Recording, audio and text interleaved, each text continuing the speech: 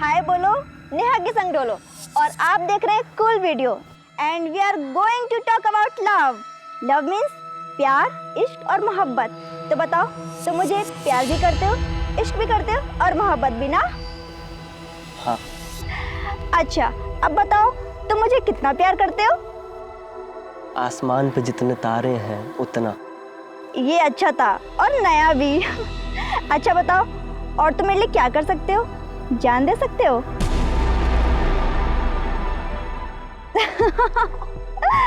I'm just joking। तो आप देख रहे हैं कूल वीडियो नॉटी नेहाज नौटंकी। And now Ramesh, Ramesh, Ramesh, Ramesh. गांव खेड़े के दोस्तों और शहर के फ्रेंड्स, आप सबका दुनिया का सबसे फाड़ू व्लॉग सीमा के संसार में स्वागत है। और आज का हमारा विषय है दादी के हाथ की बनी मूली की चटनी। वैसे अब मैं आपको बताऊंगी कि मूली की चटनी कैसे बनती है। ये है टमाटर, प्याज, अदरक, मूली, मिर्च। ये देखिए दादी कितनी अच्छे से मूली पीस रही है। तो देखिए हमारी मूली की चटनी बन गई है और अब हम इसका जायका लेंगे। दादी, इसमें कुछ कमी है। मैं चखती हूँ। इमली तो डाली नहीं। तो डालिए ना। लेकिन इमली है कहाँ? लो, इसे कहते हैं सीमा के संसार में कांड हो जाना। शहर में तो लोग फोन से या मॉल जाके ले आते हैं, पर हमारे गांव में हम खुद पेड़ से तोड़कर इमली लाते हैं। अरे सीमा पटिया, सुन सुन सुन। ये देखो दादी क्या कह रही है, हम ये भी सुन लेते हैं। बोलिए दादी। अरे सीमा बिटिया, जंगल में अंदर मत जाना। अगर हम जंगल में गए और कोई जानवर आ गया तो सोचो हमारा व्लॉग और वेट हो जाएगा। तो चलिए। बहुत ही मजेदार वीडियो है भाई। डूड, व्लॉग देसी है बट सुपर कूल है। हाँ यार।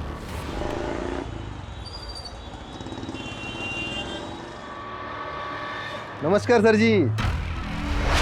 चंदन सेठ, आप और यहाँ बैठिए।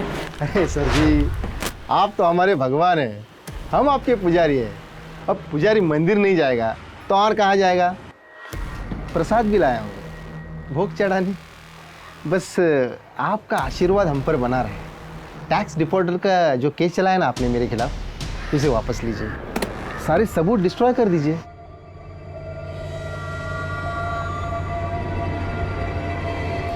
खड़ा हो जाए। मुझे ब्राइब ऑफर करने की हिम्मत कर रहे हैं आप? लगता है आपको इज्जत हजम नहीं हो रही। अगर आपके इस टैक्स के चलते मेरे धंधे में नुकसान हुआ ना, तो उसकी कीमत आपको चुकानी होगी। अरे बीवी बच्चे वाले हैं आप, मुझसे बैर लग के अच्छा नहीं कर रहे। चंदन जी, निकल जाइए यहाँ से। घर आई लक्ष्मी को कोई मना करता है क्या? तुमसे मैंने पहले भी कहा है, मेरे काम में इंटरफेयर मत किया करो। क्यों ना करूं इंटरफेयर? इतनी बड़ी पोस्ट है और एक्स्ट्रा कमाई नहीं है। सैलरी में कोई जिंदगी कटती है क्या? तुम्हें पता है मेरी सारी सहेलियां ना इतनी बड़ी बड़ी गाड़ियों में आती हैं, इतने महंगे महंगे कपड़े पहनती हैं, और मैं तो उनके सामने ना काम वाली दिखती हूँ। तुमसे बात करना बेकार है। हाँ, तो मुझे कौन सा शौक है तुमसे बात करने का?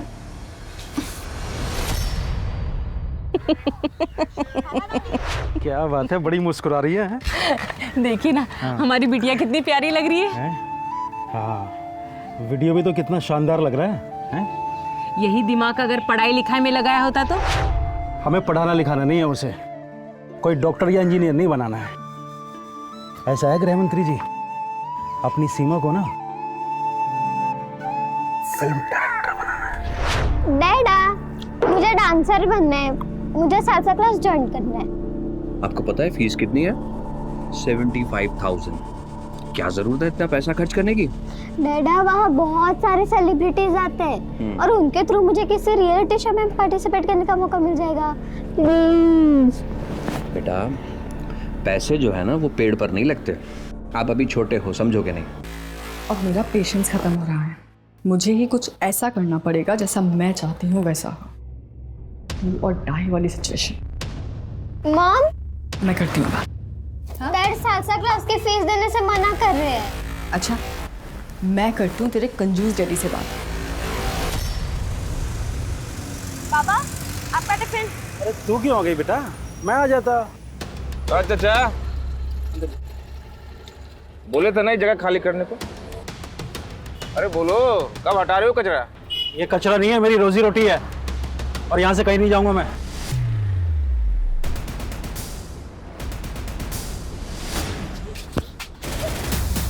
पापा, क्यों मारा मेरे पापा को?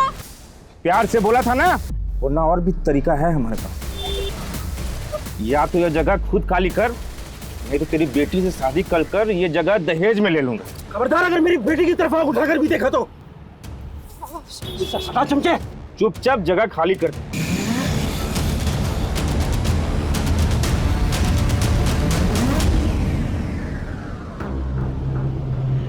अरे ये तो सो गई।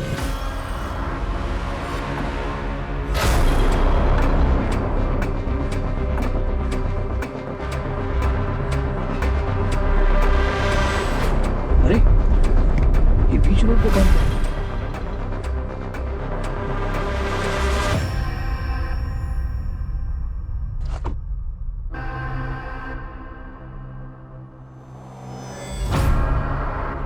भाई साहब, भाई साहब,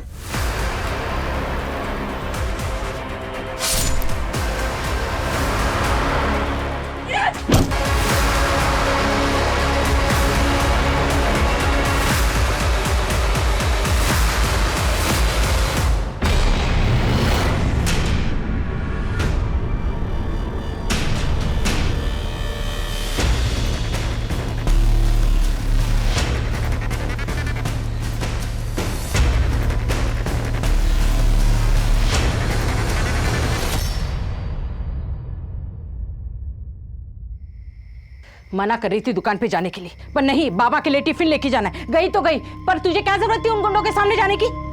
तो क्या करते? कोई बाबा को मारते रहे और हम अंदर छुपकर देखते रहे। अब तुझे ये समझाना पड़ेगा, जवान होती लड़कियां माँ बाप के लिए कितनी बड़ी कमजोरी होती है।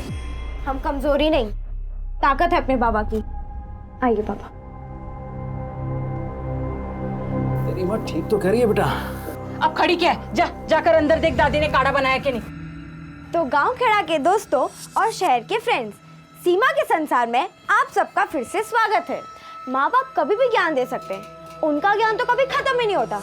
पर अब हम ज्ञान से दूर जाते हैं और देखते हैं कि दादी काढ़ा कैसे बना रही है। काढ़ा रेडी?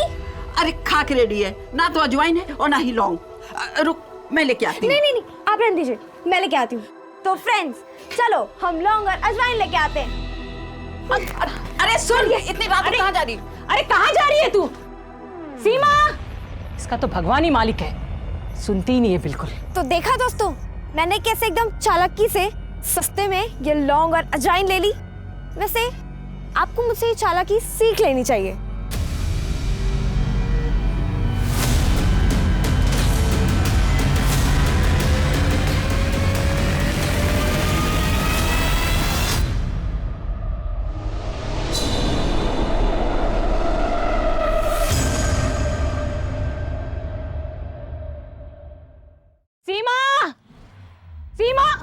कहाँ रह गई ये लड़की? सीमा, कितनी बार कहा सीमा। अरे जाकर मालती के घर जा देख कर आओ, वहां तो नहीं बैठ गई। लाओ जल्दी लाओ। मालती कहाँ रह गई सीमा? क्या हुआ?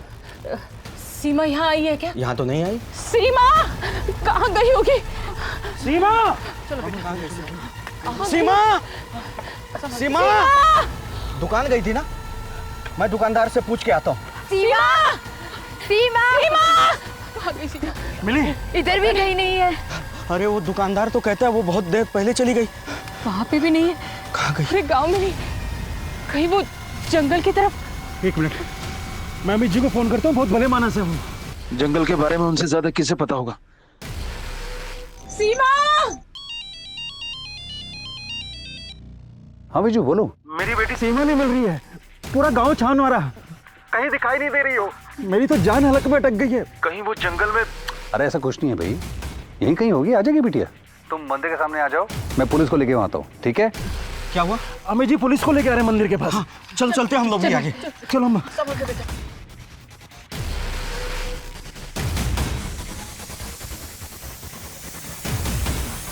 मैंने पुलिस को इन्फॉर्म किया, पुलिस आती होगी।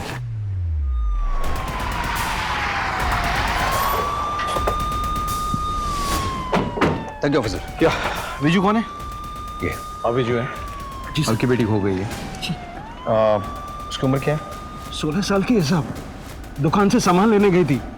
दुकानदार और ग्राहकों ने बताया कि वो सामान लेके चली गई, लेकिन अभी तक घर नहीं आई। ऑफिसर, यहाँ पर कुछ दिनों से एक नरभक्षी बाघ घूम रहा है।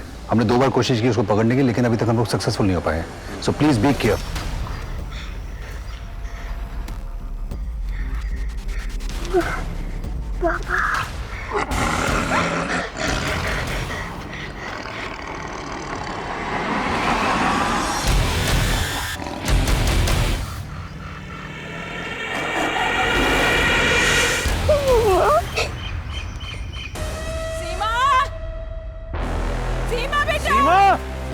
सीमा! तुझे कहा? सीमा! देखो देखो इस तरफ मोबाइल। ठीक है, किसका फोन है ये फोन तो सीमा का है। तो नहीं कहा था ना कि तुझे इंटरनेट वाला मोबाइल चाहिए? थैंक यू बाबा, मोबाइल बहुत अच्छा है। नहीं सर, मोबाइल लॉक्ड है। पासवर्ड है आपके पास? ठीक है, लेकिन अगर सीमा के फोन यहाँ पे है तो फिर सीमा कहीं आसपास ही होगी ना, यहीं पे कहीं, या हो सकता है उसे कोई खींच कर ले गया हो यहाँ से। लेकिन जमीन ठोस होने की वजह से क्लियर फुटप्रिंट्स नहीं बन पा रही हैं। ये समझ नहीं आ पा रहा कि ये इंसान ने किया है या जानवर ने किया है। विजू जी, आपको किसी पे शक है? मतलब सीमा से किसी की दुश्मनी, किसी ने उसे छेड़ा वेड़ा हो, कोई है ऐसा? साहब आज दोपहर में नंदू से कहा सुनी हो गई थी। या तो यह जगह खुद खाली कर, नहीं तो तेरी बेटी से शादी कर ये जगह दहेज में ले लूंगा। नंदू, हम ऐसा करते हैं कि हम फैल जाते हैं, मशाल लेके चारों तरफ फैल जाओ। जब तुम नंदू बड़े को उसके घर से उठा ले आओ। सीमा! सीमा! सीमा!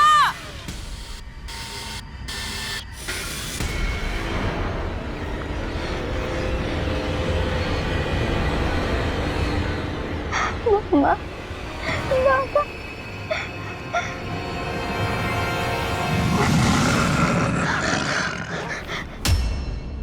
सर, फॉरेंसिक टीम से सीमा का मोबाइल अनलॉक करवा लिया। वंडरफुल। ये लास्ट वीडियो। इसमें तो लग रहा है कि सीमा घर को लौट रही है। हाँ? और फिर वहां से वो जंगल की तरफ चली गई। सर, मोबाइल गिर गया, ये तो कुछ समझ में नहीं आ रहा है। सिर्फ इतना कि जो कुछ भी हुआ उसके साथ, वो दुकान से लौटते और घर वापस जाते वक्त। जी। हाँ? और कोई वीडियो है क्या? एक और है सर, ये। अरे लाज रख, वो डाल इसको पीछे डाल। ये वीडियो सीमा के मोबाइल में कैसे? हाँ? सीमा यहाँ क्या कर रही थी? कौन सी जगह ये? सर देख के तो पुराने टीले के पीछे वाला हिस्सा लग रहा है। अच्छा। एक और बात सर, इस नंबर से सीमा को बार बार कॉल्स आ रहे थे। इस नंबर पे डिटेल निकालो सर, और एक टीम बनाओ। हम इस पुराने टीले के पीछे जो ये अड्डा है, इस पे तुरंत हवा बोलेंगे।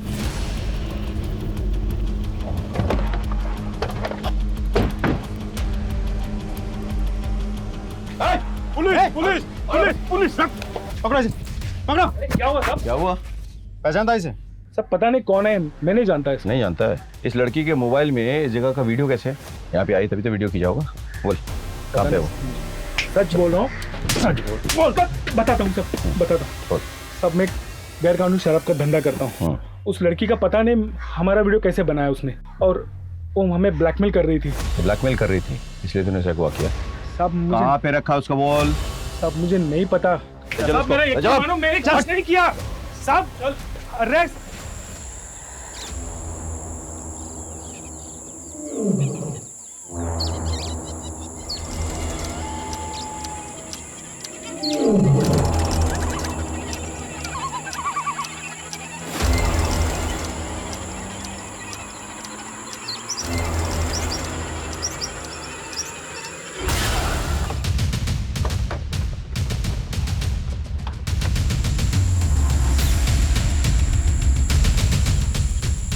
सर हालत देख के तो लगता है किसी जंगली जानवर ने नोच खाया है इसे। यकीनन कोई दूर से लाश को घसीट के लाए यहाँ पे। What do you think? जानवर अपने शिकार के साथ ऐसा नहीं करते हैं। It can't be an animal. एक काम करो, जरा छानबीन करो, कोई सुराग, कोई निशानी अगर मिले तो।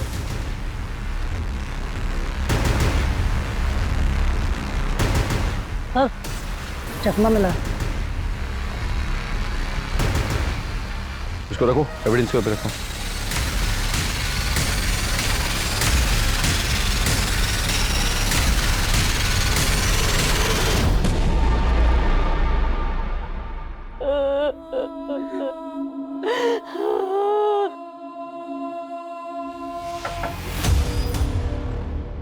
माफ़ी चाहूँगा लेकिन हमें अपना काम तो करना ही होगा। हमें सीमा के सामान की जांच करनी होगी। मंदिर चेक करो। सर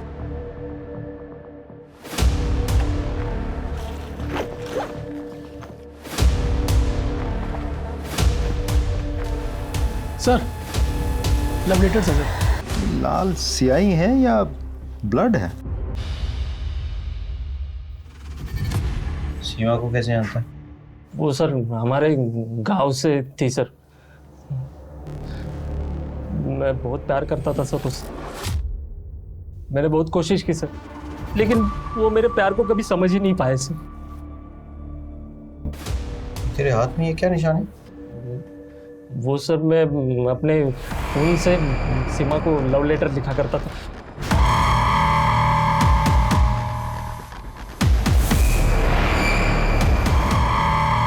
उसने कभी एतराज नहीं किया? किसी से कोई शिकायत नहीं की उसने? नहीं सर, इसलिए मुझे लगा कि आज नहीं तो कल, कल नहीं तो परसों वो मेरे प्यार को समझ जाएगी, मुझे हाँ बोल देगी। लेकिन उसके पहले ही मर गई या तूने उसे मार डाला? मैंने? हाँ तूने, क्योंकि उसने तेरे प्यार को ठुकरा दिया था। और जो इंसान अपने खून से लव लेटर लिख सकता है ना किसी को, वो खून भी कर सकता है। समझ में आया? नहीं सर, मैं किसी को नहीं मार सकता सर। मैंने सीमा को नहीं मारा सर। संदीप, दूसरा तरीका अपना। बोल रहा हूँ सर।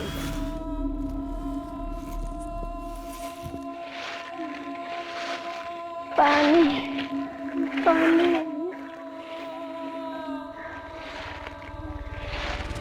चश्मा किसका हो सकता है? सीमा के मर्डर के दो सस्पेक्ट्स को हम जानते हैं, शी और जायसवाल। दोनों चश्मा नहीं लगा। फिर ये तीसरा कौन है? हाँ, हमें डायरी मिली है सर। उसने इस डायरी में लिखा है कि वो अपनी सुनीता दीदी की असमय मौत से काफ़ी सदमे में थी। वो उसे नेचुरल डेथ नहीं मानती थी और वो इस मौत का सच जानना चाहती थी सर। एक बात और सर, किसी ने इस डायरी से एक पेज फाड़ा है। सीमा की डायरी का एक पेज फटा हुआ था। वो किसने और क्यों फाड़ा, और क्या था उस पेज में? सीमा डायरी लिखती थी ये तो पता है, पर वो पन्ना किसने और क्यों फाड़ा ये नहीं पता सर। सुनीता कौन है? सीमा की करीबी दोस्त, दोनों में बहुत बनती थी। सीमा तो उसे अपनी दीदी ही मानती थी, पर कुछ दिन पहले ही उसका स्वर्गवास हो गया। आप सुनीता के हस्बैंड हैं? जी साहब, प्रणाम। सुनीता की मौत कैसे और कब हुई? जी, सुनीता बहुत दिनों से बीमार थी और ऐसे में ही वो प्रेग्नेंट हो गई थी। सुनीता, तुम मेरी बात समझ ही नहीं रही हो। देखो हमारे ऑलरेडी 2 बच्चे हैं, फिर तीसरे बच्चे के लिए तुम अपनी जान जोखिम में क्यों डाल रही हो? जरा ठंडे दिमाग से सोचो, गिरा देते हैं इसे। मतलब हम अपने बच्चे को गला घोंट के मार डालें? नहीं कर पाऊंगी मैं ये, मुझसे पाप नहीं होगा। सुनीता की कोख उसके बच्चे का बोझ उठा नहीं पाई सर, और कुछ ही दिनों के बाद वो भी स्वर्ग सिधार गई। सीमा ने अपनी डायरी में ऐसा क्यों लिखा कि उसे सुनीता की मौत पे शक है, कि सुनीता की मौत जो है वो नेचुरल नहीं है? ऐसा क्यों लिखा उसे?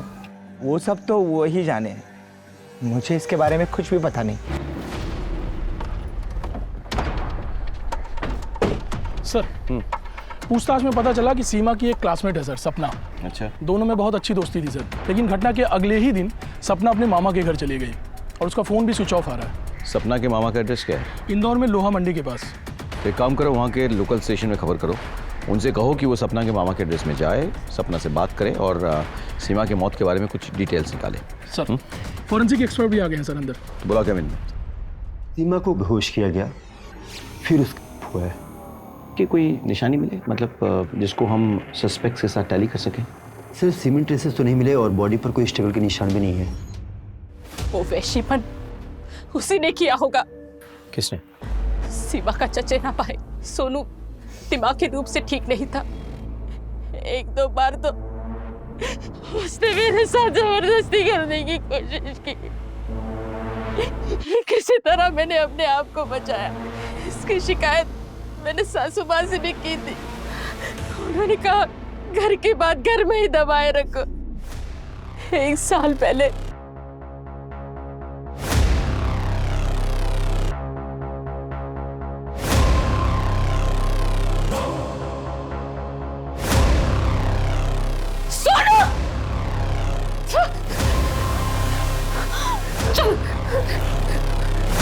जवान होने के कारण शरीर की भूख के लिए हमेशा बौखलाया रहता था और अगर उसकी जरूरत पूरी ना हो तो हिंसक हो जाता। की तरह करता वो। उस दिन सासू माँ से बात करके हमने ये तय कर लिया और अपना अलग घर बसा लिया। सीमा से भी कह दिया था कि इसके बारे में किसी से भी कुछ भी ना कहे। मैं मानता हूं कि मेरे बेटी की हालत ठीक नहीं है, लेकिन वो सीमा के साथ ऐसा कभी नहीं कर सकता है। पहले घर तोड़ा और अब हमारी पुश्तैनी जमीन हड़पना चाहती है। अच्छा, तो इसीलिए कोर्ट केस चल रहा है? जी। रत्ना अच्छी औरत नहीं है, न उसके कोई आगे है न पीछे है। पता नहीं इस गांव में कहां से आ गई। स्कूल में नौकरी करती थी। वो अपना शर्मा टीचर है ना, उसने रखवाया था। बीजू उसके यहाँ आया जाया करता था, दोनों दोस्त थे। यहीं पर दोनों की आंखें लड़ गईं और बीजू अपना लट्टू हो गया। शादी के बाद पत्नी और माँ के साथ बीजू अलग रहने लगा। मैंने कभी कुछ नहीं कहा। आज जो हमारे मासूम बेटे के ऊपर रत्ना कर रही है, इसके ऊपर इल्जाम लगा रही है ना, ये ठीक नहीं है। ये बताइए कि सीमा के मौत के वक्त आप कहाँ पे? मैं सोनू की इलाज के लिए शहर गया हुआ था। ठीक है।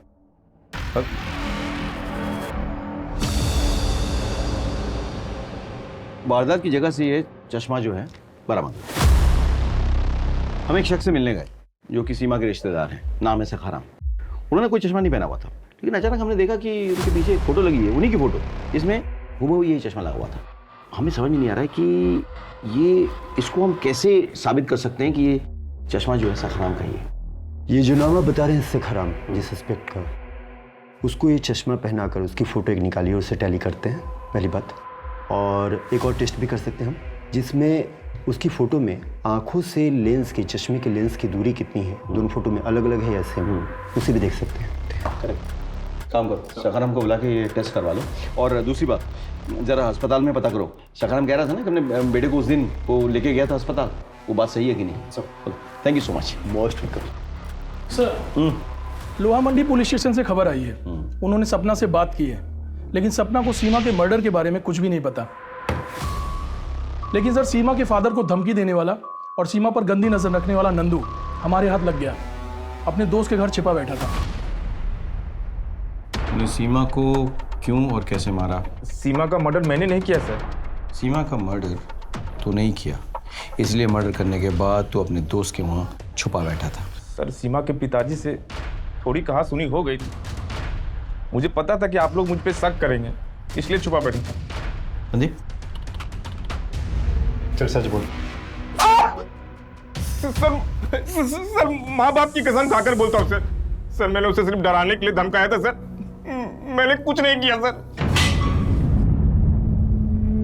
सर, सीमा को जिस नंबर से बार बार फोन आता था वो विधान का नंबर है, उसे लेकर के आया हूँ। तो तुम विधान हो? तुम सीमा को बार बार फोन क्यों करते थे? सर, मैं सीमा के ब्लॉग्स रेगुलर फॉलो करता था। उसकी वीडियोस बहुत ही क्यूट, इनोसेंट बट इंटरेस्टिंग होती थी। मैंने उसका कांटेक्ट नंबर निकाला, उससे बात करने लगा। हम दोनों बहुत जल्दी अच्छे दोस्त बन गए। कभी उसने तुमसे जिक्र किया है कि उसकी किसी से लड़ाई झगड़ा हुआ हो या कोई उसे परेशान कर रहा हो? उसने एक बार मुझसे कहा था कि वो किसी को एक्सपोज करना चाहती है, और उसमें उसने मेरी मदद भी मांगी थी। किसी मदद?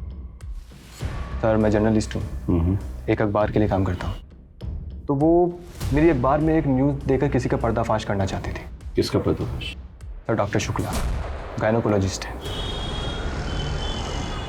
इनको पहचानते हो? नहीं, कौन है ये? सीमा, सर मैं किसी सीमा नाम की लड़की से मिला नहीं। सच तो यह है कि सीमा आपके सारे काले करतूतों का भांडा फोड़ने वाली थी। आपको इस बात की भनक लग गई, आपने उसका मर्डर कर दिया। मैं सच ही बता रहा हूँ, इससे मेरा कोई वास्ता नहीं। मैं एक इज्जतदार डॉक्टर हूँ। सर प्लीज़ कुछ इल्ज़ाम लगाने से पहले सोच लीजिए। संदीप सर, सपना इसी एरिया में अपने मामा के घर आई हुई ना? जी सर। मुझे समझ नहीं आ रहा पुलिस मेरे पीछे क्यों पड़ी है। मैं तो सीमा की सिर्फ क्लासमेट थी, उसके साथ ये क्यों हुआ, कैसे हुआ, मुझे कुछ नहीं पता। तुम नहीं चाहती हो कि सीमा को न्याय मिले? उसके साथ जो वहशी बना हुआ वो किसी और के साथ भी हो सकता है ना? सर मुझे सच में कुछ नहीं मालूम।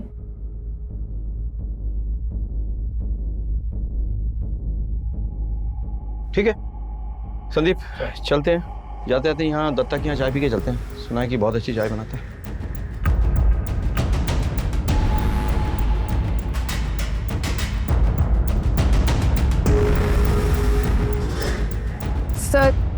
सर मैं सबके सामने नहीं बता सकती सर। सीमा की मौत के बाद मेरे माँ बाप बहुत घबरा गए थे, इसलिए उन्होंने मुझे मामा के घर भेज दिया।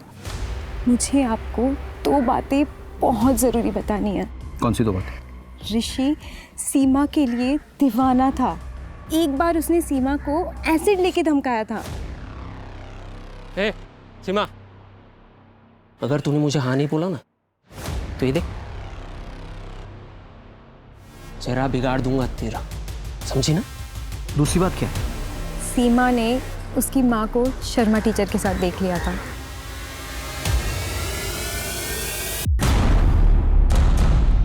सीमा इस बात को लेकर बहुत दुखी थी सर। अच्छा, सीमा की डायरी में एक पेज मिसिंग है, किसी ने फाड़ दिया है। तुम इस बारे में कुछ जानती हो? नहीं सर। अगर तुम्हें आगे कुछ याद आए या कुछ पता चले तो मुझे ज़रूर याद करना, ठीक है? हाँ जरूर सर। चलो। लेके लड़की को धमकाता है। गलती हो गई सर, मैं आगे से किसी को धमकाऊंगा नहीं सर, माँ कसम। तेरी धमकी से सीमा डरी नहीं, वो नहीं मानी, इसलिए तूने उसको मार डाला। उसकी लिवर और किडनी निकाल ली तूने। खून से खेलने की तो वैसे भी तेरी पुरानी आदत है। भगवान कसम सर, मैंने किसी को नहीं मारा सर, मैंने सिर्फ उसे धमकाया था। मैंने किसी का मर्डर नहीं किया सर।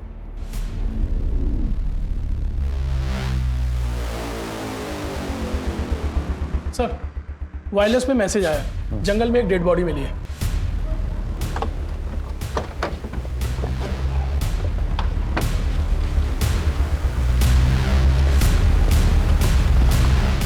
तो रत्ना है, सीमा की माँ। सर पे किसी भारी चीज से घाव किया गया है। यहाँ पे घसीटने के निशान है। ये मर्डर यहाँ पे नहीं हुआ है, इसकी बॉडी को घसीट के लाया गया है।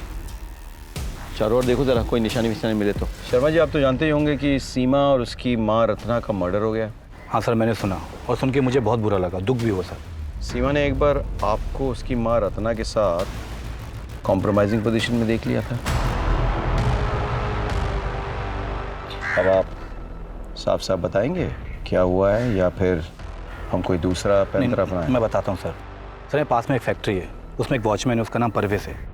सर वो ब्याज पे पैसा देता है सर। पुराने पैसे तो चुकाए नहीं गए, मैं वापस मांगने आ गई। आप फिक्र मत कीजिए, मैं आपके सारे पैसे ना सूद समेत लौटा दूंगी। हाँ, एक रास्ता है, अगर तू चाहे ना तो सारे पैसे एक झटके में बराबर हो सकते हैं।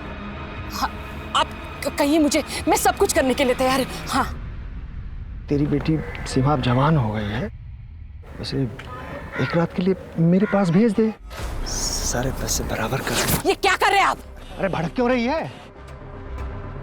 चल ठीक है, बेटी को नहीं भेजना चाहती है तो उदय मान जा।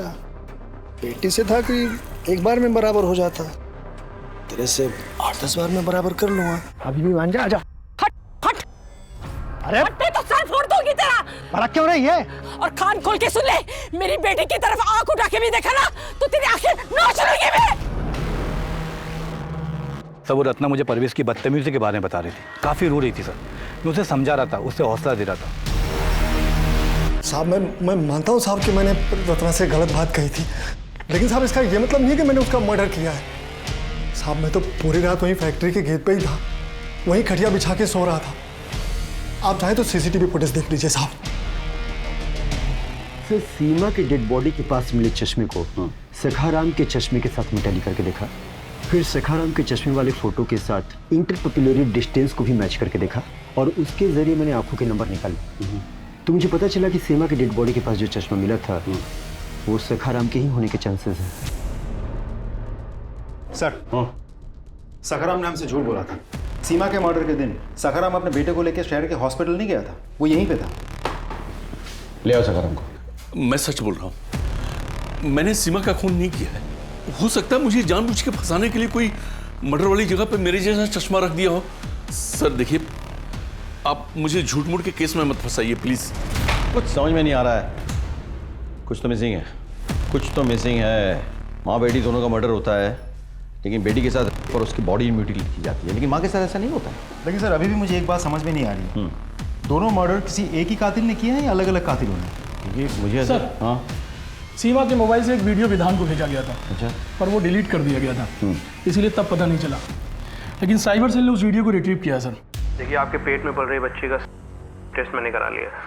वो लड़का नहीं लड़की है, लेकिन आप चिंता मत कीजिए, आपके पेट में पल रही बच्ची को कहीं गिरवा देंगे। सर ये डॉक्टर श्रीवास्तव हैं। विधान और डॉक्टर श्रीवास्तव की जानकारी निकालते वक्त ये पता चला कि ये दोनों अक्सर आपस में मिलते हैं। सीमा ने मुझे यही वीडियो भेजा था, पर ये इतना ज़्यादा शेकी था कि ना तो चेहरा सही से दिख रहा था और ना ही प्रॉपर एड्रेस समझ आ रहा था। तो मैंने उसे कहा कि दूसरी वीडियो बनानी पड़ेगी और वो भी मान गई। सीमा से जिसके खिलाफ सबूत इकट्ठा करवा रहा था उसी डॉक्टर से बार बार मिलने क्यों जाता था? इन्वेस्टिगेटिव जर्नलिस्ट हूँ सर, तो बस कुछ जानकारी इकट्ठी कर रहा था। डॉक्टर शुक्ला के बारे में गलत जानकारी क्यों दी हमें? उसका तो सीमा की मौत से कोई लेना देना नहीं था। क्या आप मुझे बिना कुछ जाने देते? और अगर मैं आपको सब कुछ सच बता देता तो आप हॉस्पिटल चले जाते और डॉक्टर सावधान हो जाता। मेरे तो सारे काम पे करे कराए पे पानी फिर जाता ना। अपनी फाइंडिंग और अपनी स्टोरी कभी किसी के साथ शेयर नहीं कर सकता मैं। सर आप अपना काम कीजिए, मैं अपना काम कर रहा हूँ।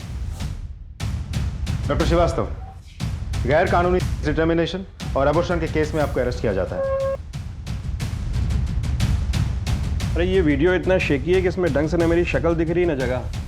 ये किसी और का भी तो हो सकता है। आपको लगता नहीं किसी ने मुझे फंसाने के लिए वीडियो आपको भेजा हो? डॉक्टर साहब सफाई आप कोर्ट में दीजिएगा। सस्पेक्ट नंबर 1 नंदू, जिसके पास गलत ही सही लेकिन वजह भी है और काबिलियत भी। सर नंदू मर्डर तो कर सकता है, लेकिन डेड बॉडी को इतनी बेरहमी से नोचेगा क्यों? हमें भटकाने के लिए।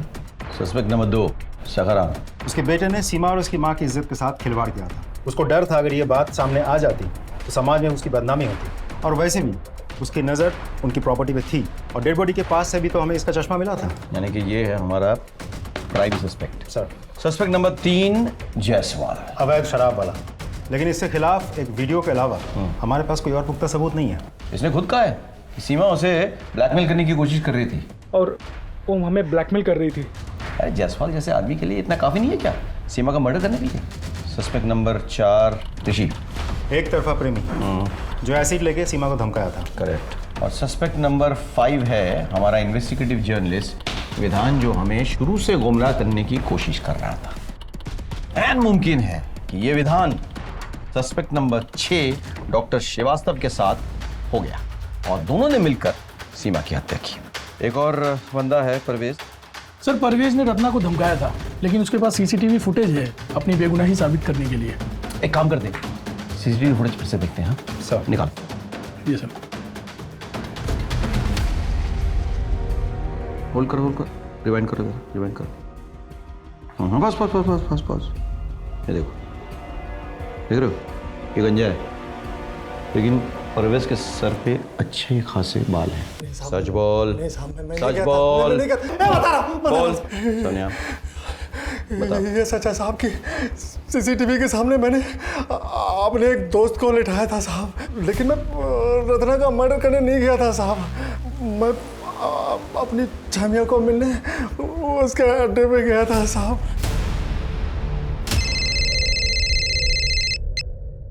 जैन सर। इंस्पेक्टर, हाईवे पर एक इनकम टैक्स ऑफिसर नीरज और उनकी वाइफ पर जानलेवा हमला हुआ है। दोनों बच गए हैं, लेकिन उनकी बेटी गायब है। शायद आपके एरिया में आई हो, या हो सकता है हमलावर उसे लेके जंगल में छुपे हों। एक काम करो, आसपास के सारे एरियाज में छानबीन करो। Right sir, right.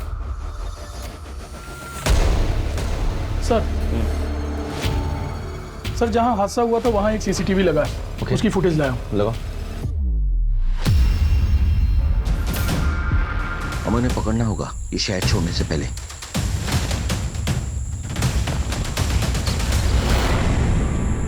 जिन लोगों ने इसके माँ बाप पर हमला करके गाड़ी चुराई है उन्होंने ये करतूत की होगी। शहर का हर गली कुचा छानो, सीसीटीवी फुटेज निकालो, हर गराज, हर सेकेंड हैंड कार डीलर को चेक करो।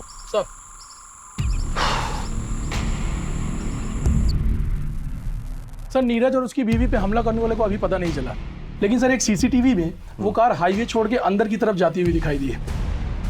उसी तरफ एक गराज भी है सर। मुझे ऐसा लग रहा हो सकता है वो कार गराज की तरफ गई हो।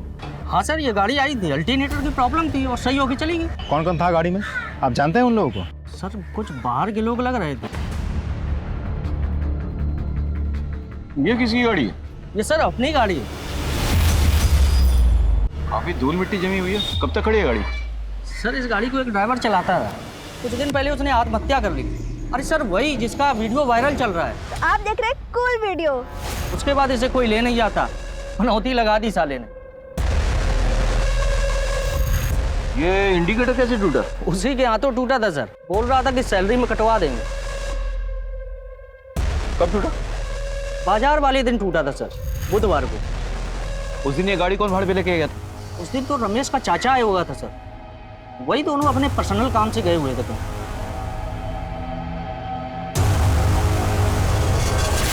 सर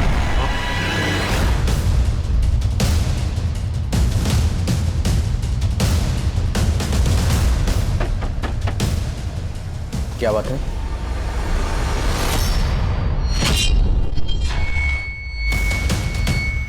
अरे पुरानी किताबें हैं पढ़ने के लिए, वैसे सर ये किताबें देखिए। रमेश तेरी बहन का बेटा है, सीमा तेरे साली की बेटी थी। सीमा का हुआ मर्डर हुआ। वारदात की जगह से रमेश की गाड़ी की टेल लाइट मिली और तेरा चश्मा। और बाकी की कहानी तू अपने मुंह से बताएगा या फिर ये तेरे हलक से निकलेगा? मुझे बच्चा नहीं हो रहा था, हम बहुत परेशान थे साहब। हम एक तांत्रिक बाबा के पास गए, उसने मुझे गुप्त मंत्र दिया और ये किताबें थी। उसने कहा कि इसमें संतान प्राप्ति के जो कर्मकांड लिखे हैं वो पूरा करो, फिर संतान का योग बन जाएगा। फिर इस काम के लिए मैं अपने भांजे रमेश को दारू पिला के विश्वास में लिया। सीमा को पहले बेहोश किया, उसने सीमा को अगवा किया, लेकिन बाद में उसे बहुत पश्चाताप हुआ और इसी पछतावे में आके वो अपनी जान दी थी। रत्ना को क्यों मारा? उस दिन हम तांत्रिक के कहे अनुसार सीमा के लीवर किडनी का कर्मकांड कर ही रहे थे, तभी अचानक रत्ना आ गई। अरे दीदी सुनो। सीमा ने मुझसे कहा था कुछ दिन पहले तुम लोगों का एक तांत्रिक से मिलते और कर्मकांड की बातें करते हुए सुना था। उसने ये सब अपनी एक डायरी में लिखा था। जब मैंने वो पढ़ा तो मैंने वो पढ़ना फाड़ दिया और उसे कहा कि अपनी मौसी और मौसा के बारे में ऐसे मत लिखो। ये कपड़ा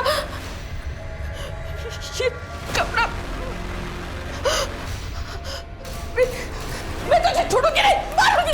तुम लोग को तो मैं फांसी की सजा दिलवा कर